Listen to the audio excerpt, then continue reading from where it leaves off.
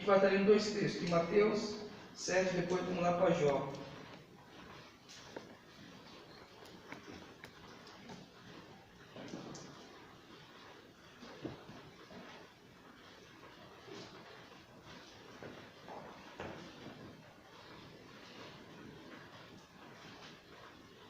Mateus 7, 24. Quem achou, diga aleluia. Aleluia. Tem que ser aleluia. Aleluia. Isso. Vamos orar ao Senhor. Papai, muito obrigado, Senhor. Obrigado por esta rica oportunidade, Senhor, onde iremos ouvir a Tua palavra, Senhor. E pela Tua graça, Senhor, mais uma vez estarei ministrando a Tua palavra, Senhor. Tua palavra que é viva, que é eficaz, que é poderosa, Senhor. Sabemos que cura, transforma, edifica, Senhor Jesus. Ainda nos dá uma promessa, Senhor, de vida eterna, Senhor Jesus. Espírito Santo de Deus, toma, Senhor, as nossas mentes, nossos corações. Toma, Senhor, todo aquele que estará ouvindo essa mensagem pelas redes sociais, Senhor Jesus. Entra nos lares, nas casas, Senhor.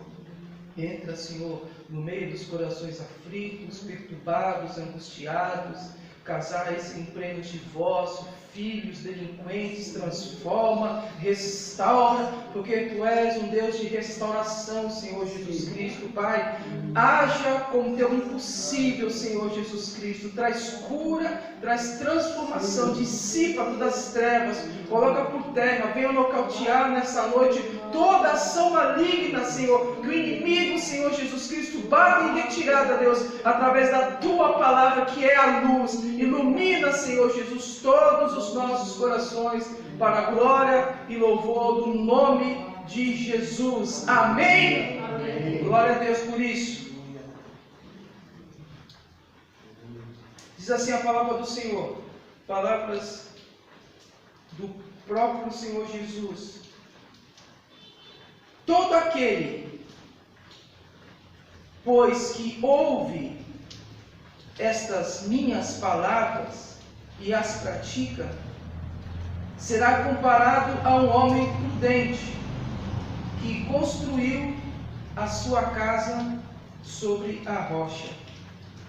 O que já me chama a atenção é logo no início do versículo, onde o Senhor Jesus Cristo diz: todo aquele, ou seja, qualquer um, não há acepção, se é alto, se é baixo, se é gordo, se é magro, se tem um Mobral, se já terminou a faculdade, não importa.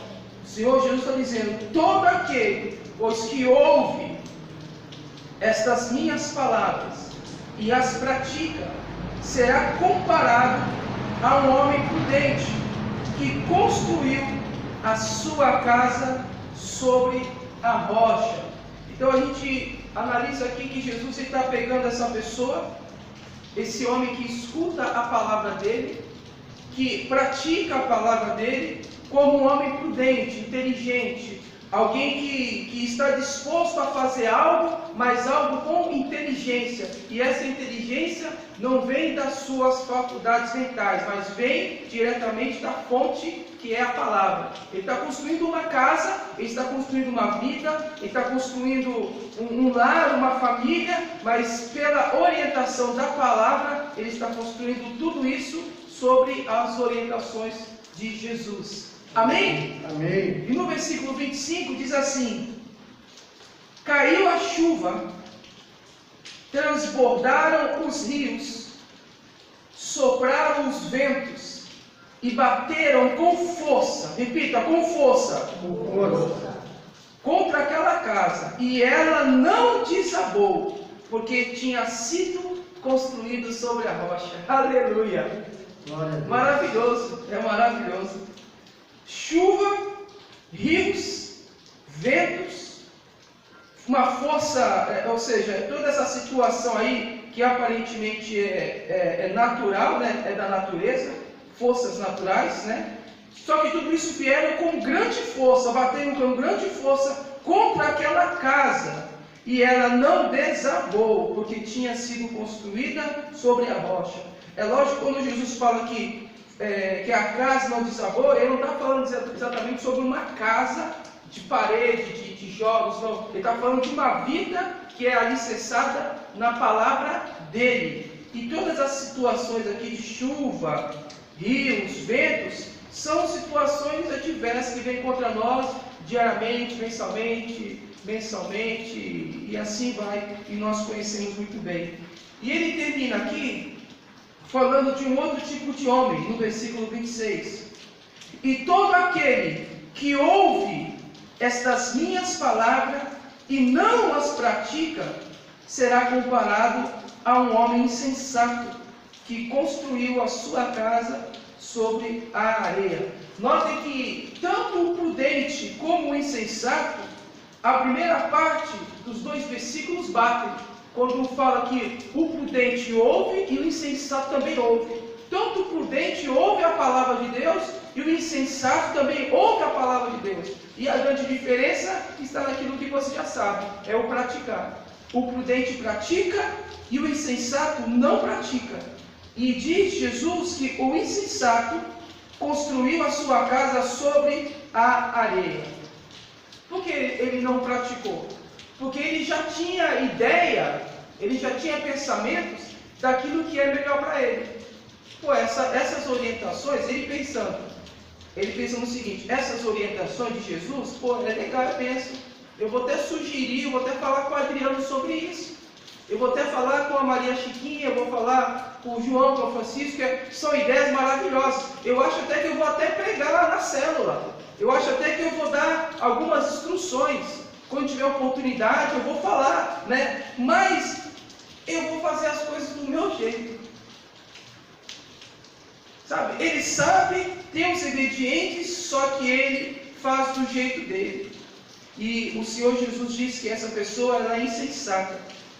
E no 27 diz: caiu a chuva, transbordaram os rios, sopraram os ventos e bateram com força contra aquela casa. E ela desabou, sendo grande a sua ruína. Todas as situações que acontecem com o prudente também acontecem com o insensato. A chuva é a mesma, o transbordar dos rios, os ventos soprando, até o bater com força é a mesma coisa que acontece com o prudente. Só que, diferente, a casa do prudente não cai. E a casa do insensato cai. E Jesus disse que quando ela cai, ele diz que é grande a sua ruína. Eu vi um desenho bíblico, acho que tem uns 2 meses, que fala exatamente sobre isso. Não sei se você já viu, já. É bem interessante. A família está construindo uma casa, no desenho era uma casa, simbologia, trazer essa simbologia aqui, de Jesus Cristo, e em cima de uma espécie de uma pedreira, tinha um outro construtor. Né? E eles começaram, é legal que eles começaram a construir juntos. E com o passar dos dias, o que estava na pedreira, ele estava ainda levantando algumas paredes. E o que estava embaixo já estava colocando o telhado. E a mulher do de baixo estava até tipo já zombando, já era só. E o cara falava assim: pô, meu, vai logo aí, não, eu tenho que fazer minha casa na rocha. E ele zombando e tal. Conclusão: o da pedreira, das pedras, ele mal terminou ainda as paredes. E o que estava que fez na areia já estava colocando já o tapetinho de bem-vindo, sabe? Seja bem-vindo. E lá, e passou os dias, ele já gozando da casa, já rindo, e o outro lá suando. Conclusão, passou um tempo, a casa da rocha ficou pronta. Só que aí veio a chuva, veio o rio, veio a tempestade, isso aconteceu, né? E é legal que no desenho não tem muito a ver com a palavra que Jesus disse. Que no desenho o homem da rocha, ele desceu e ainda ajudou, porque veio uma chuva muito forte, derrubou a casa, e a mulher pedindo ajuda para os filhos, ele desceu e conseguiu salvar a família, né? É muito interessante isso. Abra lá no livro de Jó, por favor. Jó capítulo 1. Eu achei muito legal esse desenho.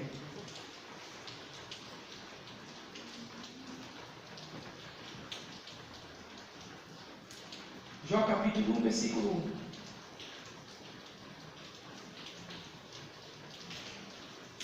Havia um homem, repita, um homem, Um homem. Ele não era um super-homem. Ele era um homem. Ele era, como eu aprendi com a minha mãe, ele era um comedor de arroz e feijão. Ele era uma pessoa normal. Havia um homem na terra de Uz, cujo nome era Jó. Esse homem era íntegro e reto, temia a Deus e se desviava do mal. Nós estamos olhando agora aqui para o prudente, aquele que construiu a casa na rocha. O Senhor Jesus, ele faz questão de destacar que ele morava na cidade de Uz, que o nome dele era Jó. E esse homem era íntegro, reto, temia a Deus e se desviava do mal. Parece que Jesus ele está com todo o orgulho, com toda orgulho mesmo, olhando, olha, na terra de Uz há um homem, e esse homem, o nome dele é Jó. Grave o nome dele é Jó. Eu acredito, porque a Bíblia também me dá respaldo para isso, que todo mundo conhecia Jó. Tanto na cidade, né? Tanto no mundo espiritual, no reino celestial, onde o Senhor habita, onde estão os anjos, mas também na atmosfera celestial, onde está Satanás e seus demônios. Todo mundo conhecia Jó. Todo mundo. E a primeira coisa que eu já quero deixar para nós já, que quando nós andamos em integridade com a palavra de Deus, nós somos conhecidos em todos os mundos. Em todos os mundos. No mundo físico e no mundo espiritual. Na região física e na região celestial. Todo mundo te conhece, todo mundo sabe quem é você. Lá você tem uma identidade. Não é essa identidade que nós temos aqui, cujo RG, CPF, é o número tal, não. É uma identidade onde o Senhor diz que é íntegro, reto, temente a Deus e se desvia do mal. O próprio Salmo diz que aquele que teme a Deus, o anjo do Senhor guarda. Parece que eu entendo que é algo automático. Quando você teme a Deus, você não precisa nem pedir para o anjo te guardar, porque ele já sabe que já faz parte do papel dele guardar e proteger todos os homens e mulheres que temem a Deus. No versículo 2 diz o seguinte: nasceram-lhe 7 filhos e 3 filhas. Tinha 7.000 ovelhas, 3.000 camelos, 500 juntas de bois e 500 jumentas. Também tinha muitíssima gente a seu serviço. Isso é maravilhoso. Jesus ele dá um destaque. Ele dá um destaque. Você pega o seu filho, Adriano, pega o meu filho, e quando você vê que o teu filho ele se formou em algo, você é o primeiro a divulgar. Você coloca em todas as redes sociais. Você coloca um outdoor, você manda colocar até um adesivo no teu carro. Meu filho se formou, meu filho é isso, meu filho, e tudo aquilo que o seu filho faz, que te gera alegria, ele começa a falar, olha, o meu filho, e ele fala que esse filho, chamado Jó, ele tinha muitíssima gente a seu serviço. O cara, ele era muito rico. De maneira que esse homem, olha só, era o maior, repita, o maior de todos os do Oriente. Outra coisa, quando nós nos colocamos na posição de prudência e obediência à palavra de Deus, sabe o que se cumpre? Deuteronômio capítulo 28. Você não será cauda, mas você será cabeça. Olha só, era o maior de todos do Oriente. Era o maior de todos. Tinha outras pessoas importantes? Tinha. Tinha o prefeito, tinha o governador, tinha um monte de gente, juiz. Só que ele era o maior. Por que ele era o maior? Porque ele era um homem íntegro, reto, temia a Deus e se desviava do mal. Diz mais aqui no versículo 4: os filhos dele iam às casas uns dos outros e faziam banquetes, cada um por sua vez, e mandavam convidar as suas 3 irmãs e comerem, a beberem com eles. Quando se encerrava o ciclo de banquetes, Jó chamava os seus filhos e os santificava. Levantava-se de madrugada e oferecia holocausto segundo o número de todos eles, pois Jó pensava assim: talvez meus filhos tenham pecado e blasfemado contra Deus em seu coração. Olha só que interessante, Jó fazia isso continuamente. Isso me revela aquilo que nós já lemos e que a Bíblia nos traz, que ele era temente a Deus. Pelo que me dá a entender aqui, parece que os filhos de Jó, eles tinham uma vida um pouco fora do padrão daquilo que Jó era. Por que eu falo isso? Porque olha o que Jó fala. Jó pensava assim: talvez meus filhos tenham pecado e blasfemado contra Deus. No meio da festa, tomando aquele vinho, né? Tomou um pouco mais, então. E é interessante que mesmo os seus filhos tendo essa vida dessa forma, a Bíblia fala que ele, no versículo de número 5, ele chamava os seus filhos, os 10, e santificava. Ou seja, os seus filhos eram obedientes a ele. Os seus filhos ouviam ele. Santificava. Levantava-se de madrugada e oferecia holocaustos segundo o número de todos eles. A gente vê aqui que esse homem chamado Jó, ele era uma pessoa que tinha uma vida, uma casa, espiritualmente falando, edificada sobre a rocha, que é Jesus. A gente não vai encontrar o nome Jesus no Antigo Testamento, mas a gente vai encontrar a palavra rocha no Antigo Testamento. O próprio Deus fala lá em Isaías e outras passagens também, que ele fala: não há outra rocha que eu conheça, eu sou a rocha. E Jesus é a rocha. Então a gente vê que esse homem chamado Jó, ele tinha uma vida, uma família alicerçada sobre a rocha. Amém? Amém. E quando você está na rocha, todo mundo que mora perto de você, automaticamente é beneficiado pela rocha. É beneficiado. Assim como aconteceu na vida de Ló. Ló era abençoado por causa de quem? Por causa de Abraão. Abraão vivia uma vida sobre a rocha. Vivia sobre a vida. Uma vida espiritual, uma vida que agradava a Deus. Vamos continuar mais um pouquinho? Num dia em que os filhos de Deus vieram apresentar-se diante do Senhor, veio também Satanás entre eles. Então o Senhor perguntou a Satanás: de onde você vem? Satanás respondeu ao Senhor: de rodear a terra e passear por ela. É legal que a Bíblia aqui no versículo 6, ela fala que num dia qualquer, em um dia onde Deus decidiu fazer uma reunião, eu acredito que essas reuniões eram frequentes. Eu não sei por qual motivo Satanás ele foi nessa reunião. Eu não sei se já era de costume, eu não sei. Eu só sei aqui que ele já não era um anjo de luz. Porque se ele fosse um anjo de luz, ele não era chamado de Satanás. Satanás significa adversário, mas mesmo assim ele foi. E mesmo assim Deus consentiu. Mas, continuando no versículo 7, diz o seguinte: então o Senhor perguntou a Satanás: de onde você vem? O bacana aqui é que quem começa a falar é Deus. O que me dá a entender? Me dá a entender o seguinte: é que tem uma pancada de anjos na frente de Deus, milhares e milhares de anjos, todo mundo ali sentado ao pé, eu não sei, uma assembleia, esperando o Todo-Poderoso falar.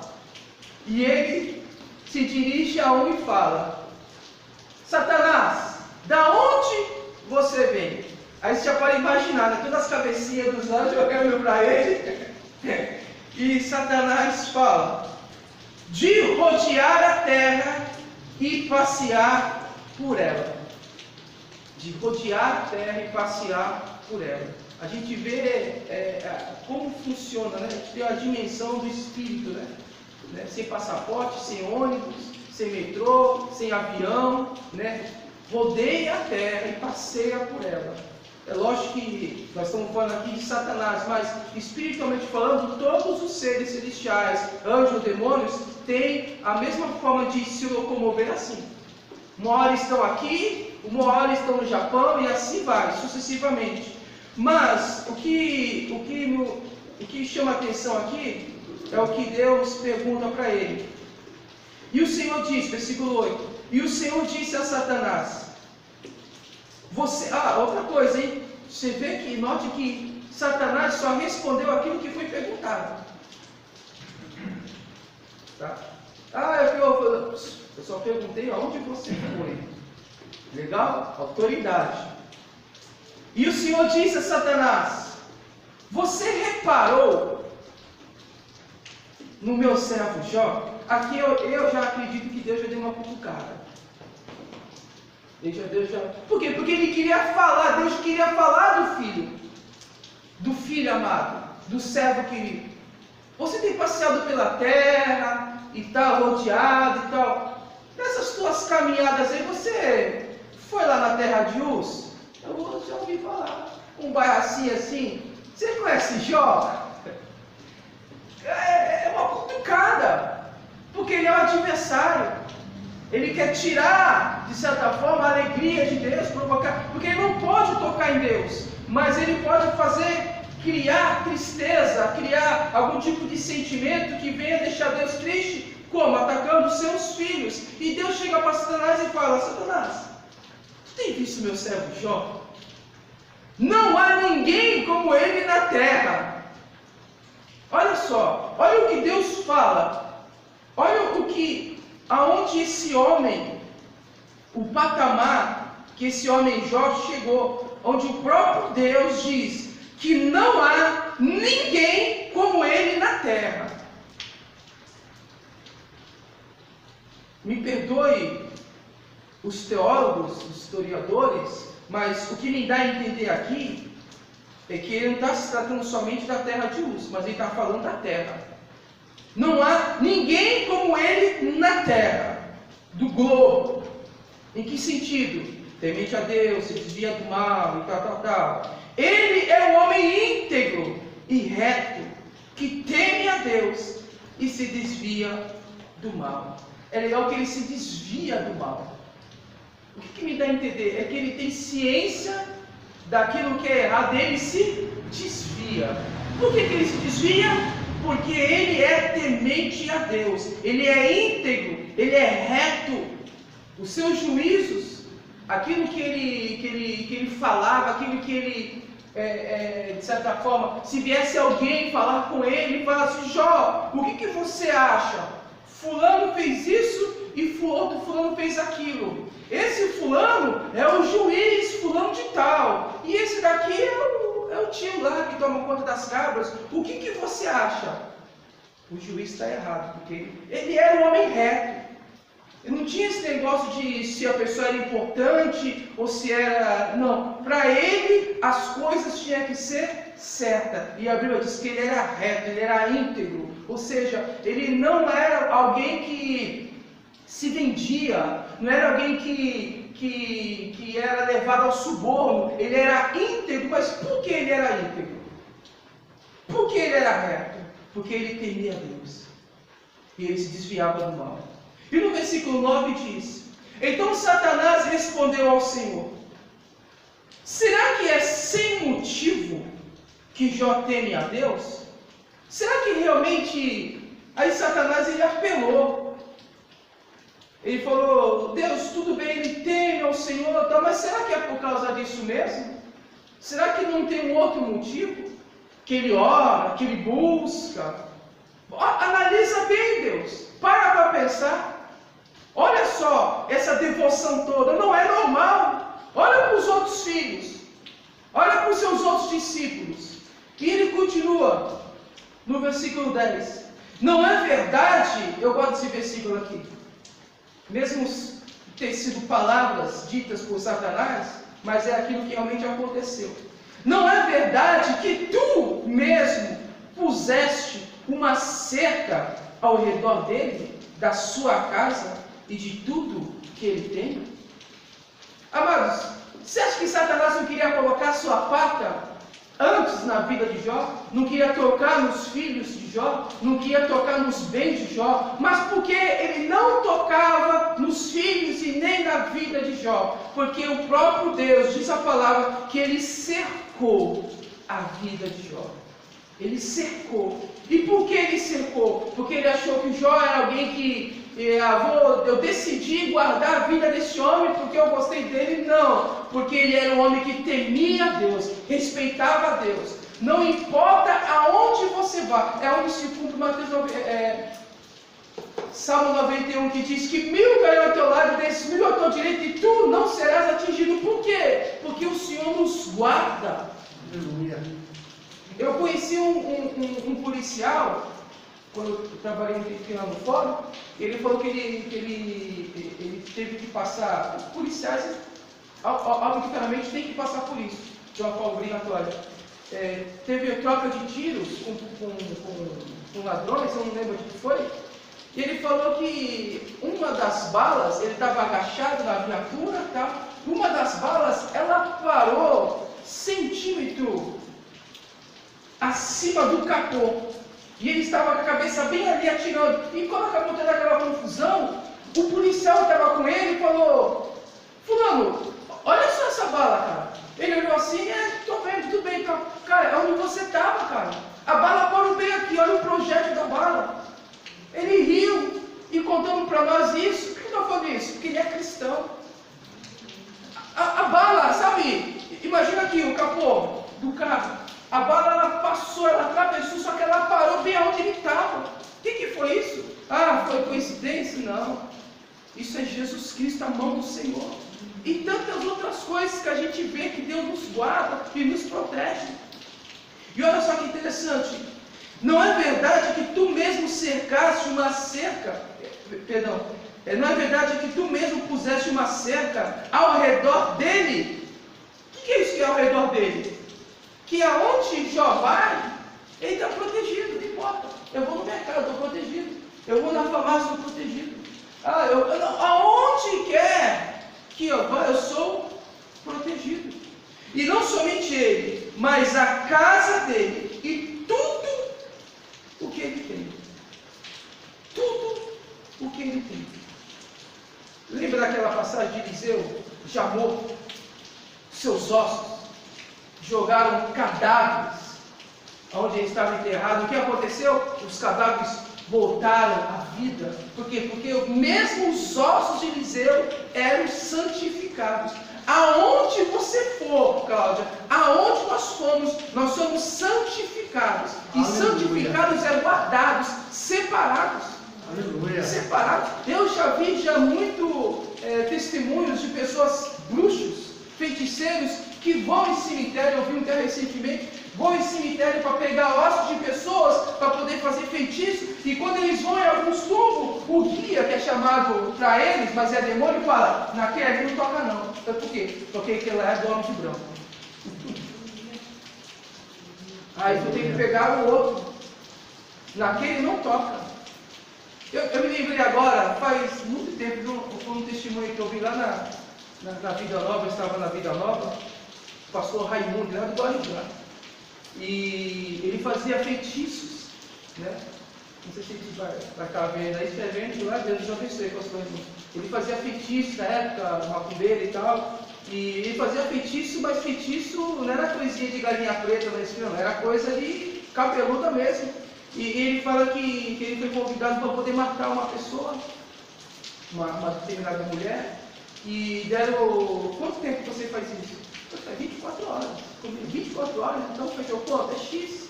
Então, beleza. E passou. 24 horas, 48 horas, e nada acontecia com a mulher. Passou uma semana, o rapaz veio, que havia contratado ele, e falou: e aí, rapaz, você falou que 24 horas, mata, eu vim aqui porque indicaram você, que você é uma pessoa que faz o serviço sem nenhum tipo de pode dizer assim, sem ninguém saber. Aí ele falou, calma aí, me dá mais uns dias. E o rapaz saiu. Aí ele invocou toda aquela perturbação toda e falou, o que está acontecendo? Chamando os guias, os demônios, o que está acontecendo? Eu falei para vocês ir lá e tal, e tal, e tal, e tal. Eu quero falar com o cabeça, eu quero falar com o chefe. Aí disse que veio o chefe, ele conta a história, o testemunho. Ele falou, por que você não matou? Por que você não foi na casa dela? Ele falou, eu fui. Mas por que você não matou ela? Não me deixaram entrar. Como não deixaram entrar? É que na hora que eu fui na casa dela, tinha 2 homens de branco desse tamanho que não deixavam eu entrar na casa dela de jeito nenhum. Eu acredito nisso poderosamente. Aleluia. A mulher é crente. A mulher é crente. E eu acredito que talvez ela nem orava pedindo para poder ir à casa dela. Ela temia. A vida de Jó era alguém que era totalmente alicerçado na rocha. Aleluia. Na rocha. Ele tinha dificuldades? Ele tinha dificuldades. Ele passou por dificuldades, não sabe sobre isso. Eu não vou falar sobre isso. Eu quero falar sobre a vida que ele tinha. E tudo aquilo que ele passou depois da aprovação, ele permaneceu. Por que ele permaneceu? Porque ele tinha uma vida formada, firmada na rocha. Aonde vieram sobre eles chuva, veio tempestade, rio, com grande força. E o que aconteceu na vida dele? A chuva não derrubou. A casa não foi destruída. E ele permaneceu. E a palavra do Senhor diz que tudo foi restituído. Tudo foi restituído. O Senhor Jesus, a gente sabe muito bem disso, que muitas coisas Ele não vai nos livrar de acontecer, mas Ele vai nos livrar para que a gente não venha cair e se machucar, como no caso de Jó.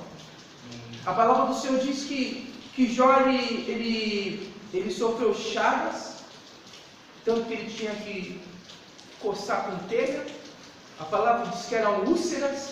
Eu fiz um estudo há uns anos atrás, e essas úlceras era algo que fedia, saía bicho, né? Não se sabe ao certo quanto tempo ele ficou assim. Ele ficou pobre, 40 anos, ele ficou pobre, perdeu seus filhos, a sua esposa, convenhamos, a gente fala da esposa dele, mas, amado, imagine uma mulher que vivia e comia do bom e do melhor durante muito tempo, e de repente ela perde tudo, perde 10 filhos, perde toda a sua riqueza. Pelas palavras que ela diz, é óbvio que ela não tinha uma vida temente a Deus. Mas convenhamos, é justificativo aquilo que ela falou? É justificativo. É certo? Não, mas é justificativo. Uma pessoa normal falaria isso. Mas ele fala para ela, mulher, tu é louca. É interessante que Jó perdeu a sua saúde, Jó perdeu o seu dinheiro, Jó perdeu os seus filhos, mas ele não perdeu a sua saúde mental, espiritualmente falando. Ele continuava sóbrio. Por quê? Porque ele tinha uma vida alicerçada na rocha. Vamos se colocar de pé, em nome do Senhor Jesus. Eu gostaria que você colocasse a mão na sua cabeça, onde você guarda ali a palavra, onde você armazena ali tudo aquilo que recebe do Senhor. Repita assim comigo, Senhor Jesus. Senhor Jesus, que nesta noite eu tomo posse do capacete da salvação. Senhor Jesus, nesta noite eu entendo que eu preciso edificar a minha vida sobre a rocha, que é Jesus. Senhor Jesus, eu entendo que eu preciso edificar a minha vida segundo as orientações da tua palavra. Por isso agora, Senhor Jesus, tira, lava toda a sujeira, toda a imundícia da minha mente, tudo aquilo que está bloqueando o meu raciocínio espiritual. Senhor Jesus, eu tomo posse nessa noite da tua palavra, que é onde diz disse que se eu obedecer Se eu obedecer a tua a palavra, tua palavra, o Senhor me colocará o Senhor me colocará sobre cabeça. sobre cabeça. Eu serei o maior. Eu serei o maior. Não porque sou bom, Não porque mas sou porque bom, tu és bom. mas porque tu és Senhor, Senhor, eu sou teu filho. eu sou teu E filho. tu és meu pai. Guarda a minha vida. Minha vida. Em nome de Em nome de Jesus. Jesus. Aplauda o Senhor bem forte.